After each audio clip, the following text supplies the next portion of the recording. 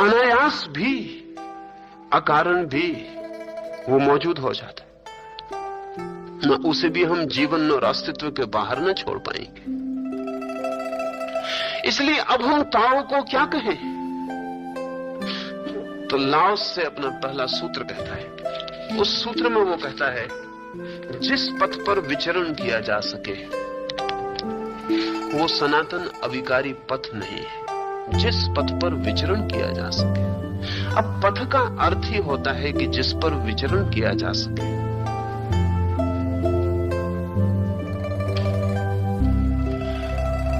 लेकिन लाओस से कहता है, जिस पथ पर विचरण किया जा सके वो नहीं। जिस पर आप चल सकें वो नहीं। फिर अगर जिस पर हम चल ही ना सके उसे पथ कहने का क्या प्रयोजन है? हम चल सकें तो ही पथ है। लाओस से कहता है, जिस पथ पर विचरण किया जा सके वो सनातन अविकारी पथ नहीं है।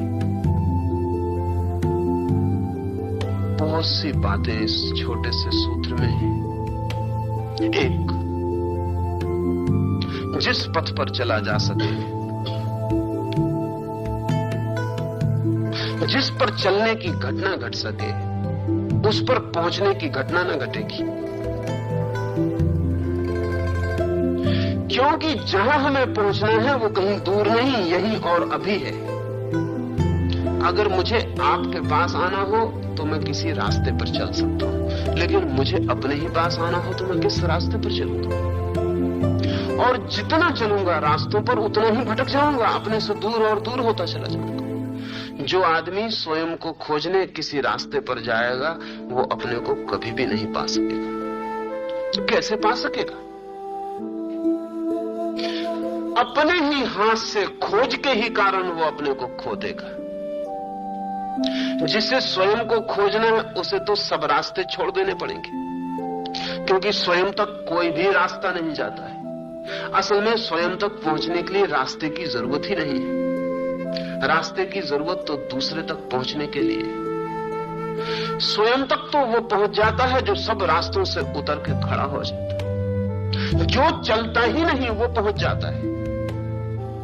तो लाओस से कहता है, जिस पथ पर चला जा सके वो सनातन और अविकारी पथ नहीं है। दो बातें कहता है, वो सनातन नहीं है। असल में जिस रास्ते पर भी हम चल सके वो हमारा ही बनाया हुआ होगा। हमारा ही बनाया हुआ होगा, इसलिए सनातन नहीं होगा। आदमी का ही निर्मित होगा, इसलिए परमात्मा से निर्मित नहीं होगा। और जो पथ हमने बनाया है वो सत्य तक कैसे ले जाएगा? क्योंकि अगर हमें सत्य के पवन का पता होता तो हम ऐसा रास्ता भी बना लेते जो सत्य तक ले जाए। ध्यान रहे, रास्ता तो तभी बनाया जा सकता है जब मंजिल पता हो। मुझे आपका घर पता हो तो मैं वहां तक रास्ता बना,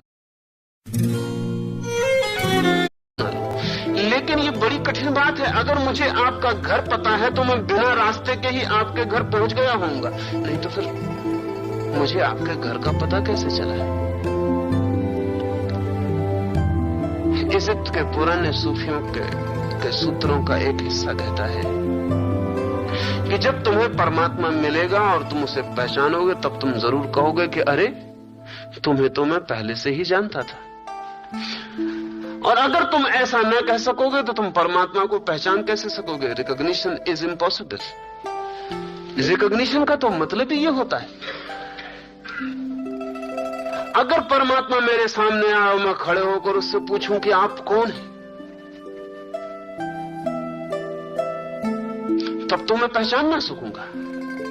और अगर मैं देखते ही पहचान गया कि प्रभु आ गए तो उसका अर्थ है कि मैंने कभी किसी क्षण में किसी कोने से किसी द्वार से जाना था, आज पहचाना।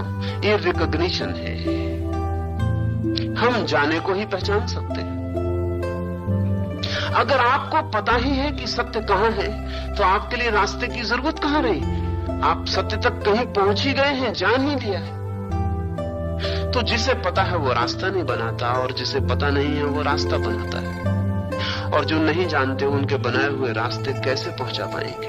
वे सनातन पथ नहीं हो सकते। सनातन पथ कौन सा है जो आदमी ने कभी नहीं बनाया? जब आदमी नहीं था तब भी था, और जब आदमी नहीं होगा तब भी होगा। सनातन पथ कौन सा है जिसे वेद के ऋषि नहीं बनाते, जिसे बुद्ध नहीं बनाते, जिसे महावीर नहीं बनाते, मोहम्मद, कृष्ण और क्राइस्ट जिसे नहीं बनाते? ज्यादा से ज्यादा उसके संबंध में कुछ खबर देते हैं, बनाते नहीं।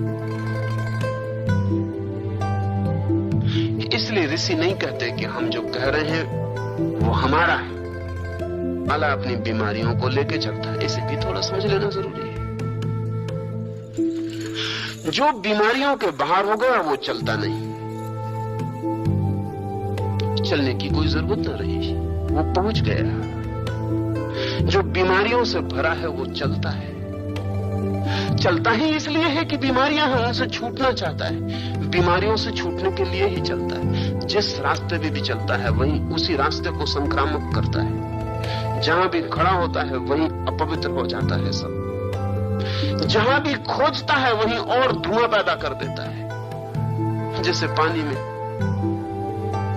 कीचड़ उठ गई हो और कोई पानी में घुस जाए और कीचड़ को बिठालने की कोशिश में लग जाए, तो उसकी सारी कोशिश, जो कीचड़ उठ गई है उसे तो बैठने ही न देगी, और जो बैठी थी उसे भी उठा लेती। वो जितना डेस्परेटली, जितना पागल होकर कोशिश करता है कि कीचड़ को बिठा दूं, उतनी ही कीचड़ और उठ जाती है, पानी और गंदा हो जाता है। लाओस से वहां से निकलता होगा तो कहेगा कि मित्र तक बाहर निकल आओ, क्योंकि जिसे तुम शुद्ध करोगे वो अशुद्ध हो जाएगा। तुम ही अशुद्ध हो, इसलिए तुम कृपा करके बाहर निकल आओ। तुम पानी को अकेला छोड़ दो, तुम तट पर बैठ जाओ, पानी शुद्ध हो जाएगा। तुम प्रयास मत करो, तुम्हारे सब प्रयास खतरनाक हैं। वो पथ अविकारी नहीं हो सकता जिस पथ पर बीमार लोग चले, और ध्यान रहे सिर्फ बीमार ही चलते हैं। जो पहुंच गए, जो शुद्ध हुए, जिन्होंने जाना, वो रुक जाते, चलने का कोई सवाल नहीं रह जाता। असल में हम चलते ही इसलिए हैं कि कोई वासना हमें चलाती है। वासना अपवित्रता है। ईश्वर को पाने की वासना भी अपवित्रता है। मोक्ष पहुंचने की वासना भी अपनी दुर्गंध लिए रहती है। असल में जहां वासना है वहीं चित्त कुरूप हो जाएगा। जहां वासना है वहीं चित्त तनाव से भर जाएगा। जहां वासना है पहुंचने की, जहां आकांक्षा है वहीं दौड़, वहीं पागलपन पैदा होगा और सब बीमारियां आ जाएंगी, सब बीमारियां इकट्ठी हो जाएंगी। अल्लाह से कहता है जिस पथ पर विचरण किया जा सके, वो पथ सनातन भी नहीं, अविकारी भी नहीं। क्या ऐसा भी कोई पथ है जिस पर विचरण न किया जा सके? क्या ऐसा भी कोई पथ है जिस पर चला नहीं जाता वरन खड़ा हो जाया जाता है? क्या ऐसा भी कोई पथ है जो खड़े होने के लिए है? कंट्राडिक्टरी मालूम पड़ेगा, उल्टा मालूम पड़ेगा। रास्ते चलाने के लिए होते हैं, खड़े होने के लिए नहीं होते। लेकिन ताओ उसी पथ का नाम है जो चला के नहीं पहुंचाता, रुका के पहुंचाता। लेकिन चूंकि रुक के लोग पहुंच गए हैं इसलिए उसे पथ कहते हैं। चूंकि लोग रुक कर पहुंच गए हैं इसलिए उसे पथ कहते हैं। और चूंकि दौड़ दौड़ के भी लोग संसार के किसी पथ से कहीं नहीं पहुंचे हैं इसलिए उसे पथ सिर्फ नाम मात्र को ही कहा जा सकता है, वो पथ नहीं है। उस वाक्य का दूसरा हिस्सा है,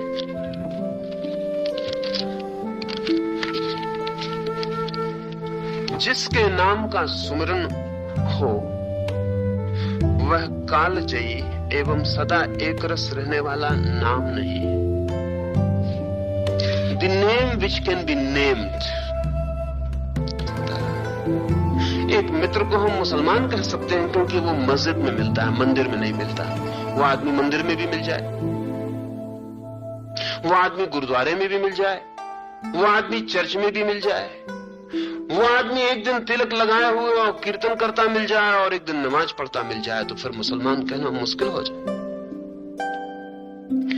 और तब तो बहुत ही मुश्किल हो जाएगा कि जहां भी आप जाएं वही आदमी मिल जाए, तब तो फिर उसे मुसलमान न कह सकेंगे। जो नहीं जानते हैं वे नाम नहीं दे सकते क्योंकि उन्हें पता ही नहीं वे किसे नाम दे रहे हैं, और जो जानते हैं वे भी नाम नहीं दे सकते क्योंकि उन्हें पता है सभी नाम उसी के हैं, सभी जगह वही है। इसलिए लाओस से कहता है उसे नाम नहीं दिया जा सकता, ऐसा कोई नाम नहीं दिया जा सकता जिसका सुमरण हो सके। और नाम तो इसलिए होते हैं कि उनका सुमरण हो सके। नाम इसलिए होते हैं कि हम पुकार सकें, बुला सकें, स्मरण कर सकें। अगर ऐसा उसका कोई नाम है जिसका सुमरण ना हो सके तो उसे नाम कहना ही व्यर्थ है। नाम है किस लिए? एक बाप अपने बेटे को नाम देता है कि बुला सके, पुकार सके, जरूरत हो आवाज दे सके। नाम की उपयोगिता क्या है? कि पुकारा जा सके। और लाओस से कहता है कि सुमरण हो सके तो वो नाम उसका नाम नहीं है।